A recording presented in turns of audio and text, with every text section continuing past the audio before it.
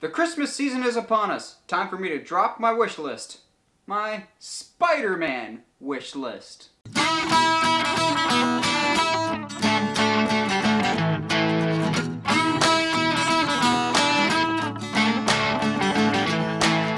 Hey movie fans, so there's a rumor circulating that we'll get our first trailer for the upcoming Spider-Man Homecoming attached to Star Wars Rogue One, and that gets me super excited, as Spider-Man Homecoming very well might be the most anticipated movie for me next year.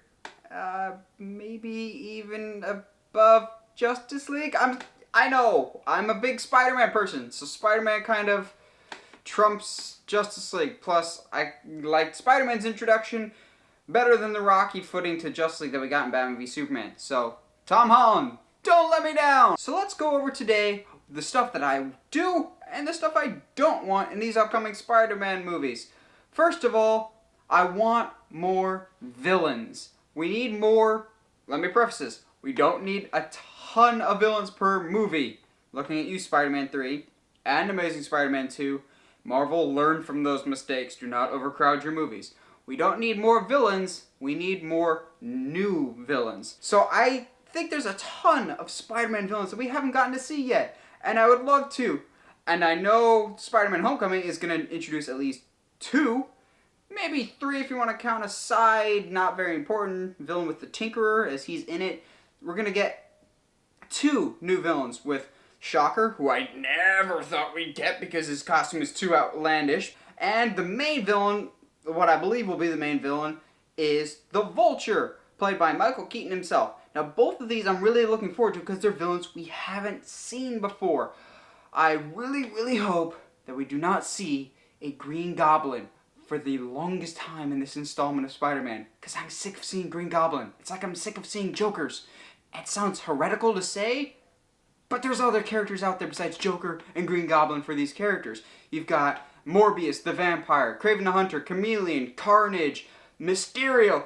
For the love of all that's good in the world, put Mysterio in a movie. He was the worst possible boss ever in Spider-Man 2. Still, to this day, gives me fits whenever I would go back and play that on the Game Boy Advance. Mysterio's a great villain. There's so many great Spider-Man villains that we really haven't tapped into. There's all these different great characters that they've kind of introduced over the years, and I really want them to expand upon that. I don't want them to keep sticking with the same villains, especially Green Goblin. As much as people are on the fence about whether or not they liked Amazing Spider-Man 1 and 2, I liked the first one, wasn't so thrilled about the second one. If there's one thing I would keep from those movies, it would be setting up the Sinister Six. That's at the top of my list of things I want to see in a Spider-Man movie someday, is the Sinister Six. So what the Sinister Six is essentially 6 of the biggest Spider-Man villains come together to all fight Spider-Man at the same time. Now, it's been a bit of a rotation in the comics of who's been in the Sinister Six, but the original members, I believe, were Doc Ock, Mysterio, Sandman, Kraven the Hunter, Vulture, and Electro. All those characters. You didn't have Green Goblin because he thought he could take him by himself, and you didn't have the Lizard because at his core, Kirk Connors cares about Spider-Man. I want them to lead up into the Sinister Six. That could be great, having, instead of 6 heroes taking on 1 villain like you had in Avengers, you could have 6 villains take on 1 hero. And if you have properly introduced these villains, it actually feels like an uphill battle for this hero, and you're not slamming all 6 new villains into one story. So maybe we can bookmark that as like a trilogy capper. Now there's another villain that's kind of in this Marvel universe, in a sense, that I would love to see crossover into Spider-Man, and that kind of brings me over into this next point of I want crossovers. Now there's word that Robert Downey Jr. will be showing up as Iron Man in Spider-Man Homecoming, which that's great. It further cements that this movie and this franchise will be in the Marvel Cinematic Universe, unlike the Andrew Garfield or the Tobey Maguire movies, which actually predate the Marvel Cinematic Universe in general. But I think he'll show up in there, which is a very smart move, but there's one character in particular that I think could open up a whole new world of possibilities to Marvel crossovers, and that's Vincent D'Onofrio's Kingpin. In the Spider-Man comics, Spider-Man has a lot of dealings with Kingpin, who is one of the main antagonists in the Daredevil comics, who's pretty much one of the main bad guys in the Daredevil Netflix show that Marvel keeps insisting exists in the same universe as the Avengers and Agents of S.H.I.E.L.D., but they don't really have much crossover and really much interaction. The TV show talks about the movies. Movies don't really talk about the TV show. It's a very weird situation backstage. It's not so much that they don't want to, it's that the TV guy and the movie guy, the heads of those two studios, don't like each other. And so they're kind of being spiteful and don't really want to work with each other, which kind of hurts the fans in the end. But I think having Kingpin in the Spider-Man universe could really be a great crossover, because you already have him, further cementing that he's in the same universe, as well as kind of bringing in the whole Netflix universe into the Spider-Man universe, which is already part of the Marvel universe. All the universes together. There's another crossover, and this is pure fanboy in me, but if you watch the animated Spider-Man show that's currently on Disney XD, I believe, there's, weirdly enough, only season 3 on Netflix right now, but on that show, Peter Parker is in high school, like he will be in Spider-Man Homecoming. The principal at that school is Agent Phil Coulson. See where I'm going with this? Now, the principal of Peter Parker's school has already been cast in this movie. I don't think it'll be a big role. I would love it if that principal gets offed, and at the end, they have an all-school assembly, like the end credit scene. Not all school assembly, but at the end credits of the movie, Peter Parker gets called in the office. The chair turns around, and Phil Coulson's just sitting there with a big old grin on his face saying, "Hello, Mr. Parker." And that's just how the movie ends. That's how you reintroduce Coulson to the movie universe. Because he's already on Agents of S.H.I.E.L.D., and it would be a shame if we never get him in the movie universe again. So that's my fan casting of bring Coulson back and make him the principal of Peter Parker's school to kind of keep an eye on him for Nick Fury, even though S.H.I.E.L.D's not a thing anymore. Come on, we want Coulson back. He was great. Another thing I really want to see in these new Spider-Man movies is a reimagining of the classic spider sense. We didn't really get a whole lot of that, correct me if I'm wrong, in the Amazing Spider-Man movies. We got a bit of something in Amazing Spider-Man 2 where all these people are walking up the steps and Spider-Man kind of goes in slow motion to web them to stop them. But other than that, I don't really recall offhandedly if there was any spider sense stuff in the Amazing Spider-Man movies. But I remember with the Tobey Maguire, Sam Raimi directed Spider-Man trilogy, there was that very distinct sound that you can almost just recognize now of, yep, that's the Spider-Sense sound. And in the original cartoons before that, well, not the originals, but the Spider-Man cartoons that I grew up loving and nurtured my love of the webhead, there was a very distinct, this is the Spider-Sense of flashing colors and certain sounds behind him. So there's always these different interpretations of the Spider-Sense, and that's a characteristic of Spider-Man that I've always loved, and like seeing the different variations of it if it's done correctly. It's always up to the creators how they want to perceive a Spider-Sense, and I want to see what these new guys can bring to the table in terms of a Spider-Sense and kind of reintroduce it, as the Andrew Garfield saga didn't really utilize it. Next up, I would like to see Spider-Man make and utilize more tech. Like, for me, the best moment in Captain America Civil War when we're reintroducing this Spider-Man is the end credit scene when he finally gets back home to Aunt May, who's uncomfortably young in these movies. Yeah, she should be much more grandmotherly in my opinion, but that's a video for another day. And he gets back into his room and he projects something on the ceiling, and before you can see what it is, Aunt May just kind of comes in. He has to cover it up really quick. And I thought in that brief moment, I was like, no, that can't be what I think it is. And she leaves the room and they pan up to the ceiling and it's the spider signal. I believe the correct word I would use to describe it is squealed like a caffeinated squirrel. Yeah, I squealed pretty loudly, and I still do every time I watch it.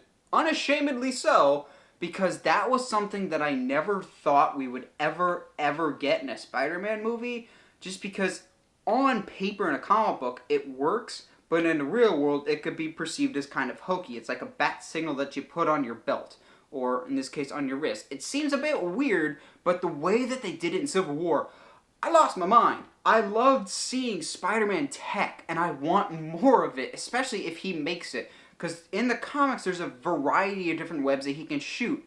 In the movies, we haven't really gotten that. It was nice to see a little bit in the Andrew Garfield of him making his own webs and trying to make it stronger.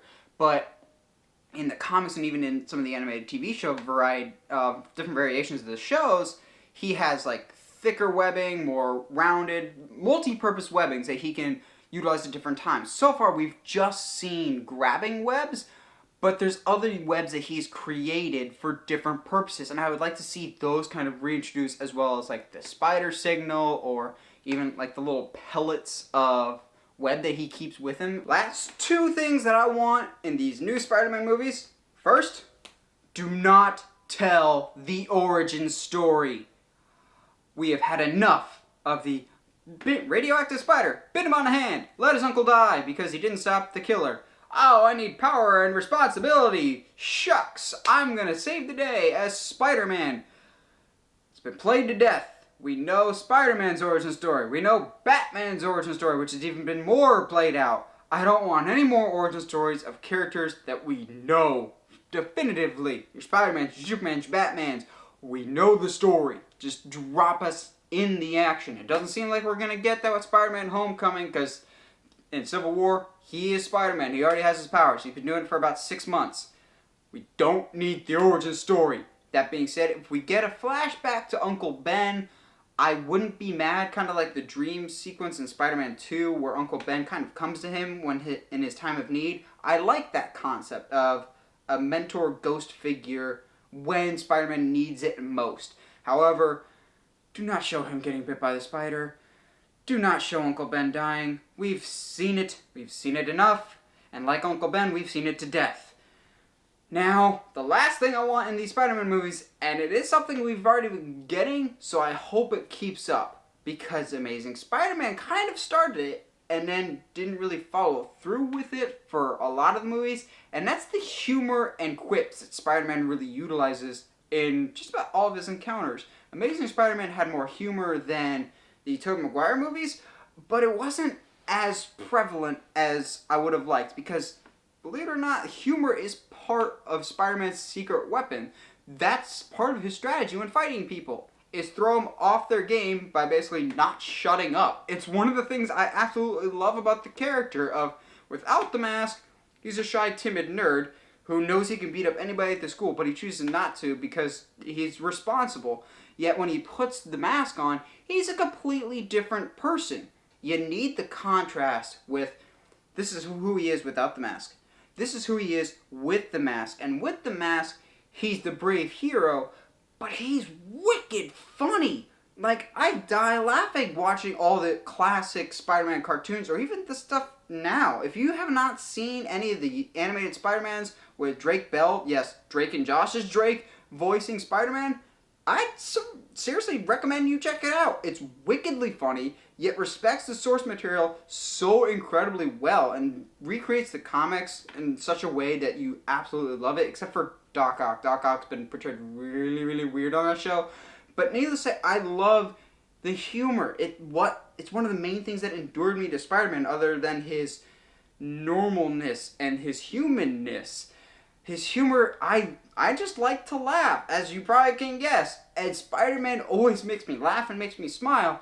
And I want that joy with Spider-Man. It makes it even more impactful when the sad moments hit, like when Uncle Ben dies, or when Gwen dies, which thankfully Gwen is nowhere in sight for these movies so far. But the joy and the humor that Spider-Man brings when he is Spider-Man makes it more impactful for the sad moments, and you feel for him even more, which makes it even more amazing that after those tragedies, Spider-Man can still get up and tell jokes and still keep being the hero that he's meant to be, which is why we are so endured with and enamored with Spider-Man, and why we love him so much. Myself especially included, because without Spider-Man, I don't know if I'd be a comic book fan to this day, because Spider-Man really, I love Batman and I love Nightwing, but Spider-Man really is the one that started it all. And so I don't know if I can get any more excited for Spider-Man Homecoming. And so I don't care if none of these things on my wish list make it into the movie. I'll be happy either way, because I'm getting more Spider-Man movies. Well, what would you like to see in these new Spider-Man films that are coming up? Let me know in the comments below. And as always, if you like what you see and want to see more, subscribe to the channel, or find me on Facebook, Twitter, or Instagram at Uncharted Media. Stay sharp, movie guys and gals!